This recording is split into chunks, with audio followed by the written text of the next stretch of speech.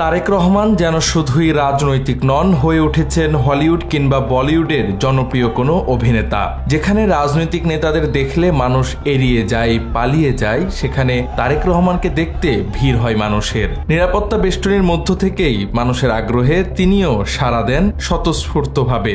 গেল 28 ডিসেম্বর হঠাৎ তারেক রহমানকে দেখতে পান আরিফ নামের এক যুবক। কড়া নিরাপত্তায় কোথাও যাচ্ছিলেন তারেক রহমান।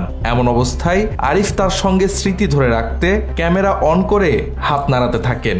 তা দেখতে পেয়ে তারেক রহমান নিজেই কাছে ডাকেন আরিফকে। নিজের ফেসবুকে দেওয়া স্ট্যাটাসে আরিফ নিজেই জানান সে অভিজ্ঞতার কথা। আরিফ তার পোস্টে বলেন তিনি কোনো রাজনৈতিক দলের কর্মী নন। ব্যক্তিগত কাজ শেষে বাসায় ফেরার সময় তারেক রহমানের প্রোটোকল দেখতে পেয়ে ক্যামেরা অন করে হাত নাড়ালে খেয়াল করেন গাড়ির ভেতর থেকেই তারেক রহমান কাছে আসার ইশারা করছেন তাকে। দেহরক্ষীরা কাছে যেতে না দিলে তারেক রহমান পুনরায় স্পষ্টভাবে হাতের ইশারায় ডেকে নেন আরিফকে। আরিফ আরো বলেন, আমি তার কাছে গিয়ে তার সঙ্গে সেলফি তুলি এবং ভিডিও করি। তিনি অত্যন্ত নম্রতা ও ভদ্রতার সঙ্গে আমার সাথে সেলফি ও ভিডিও করেন।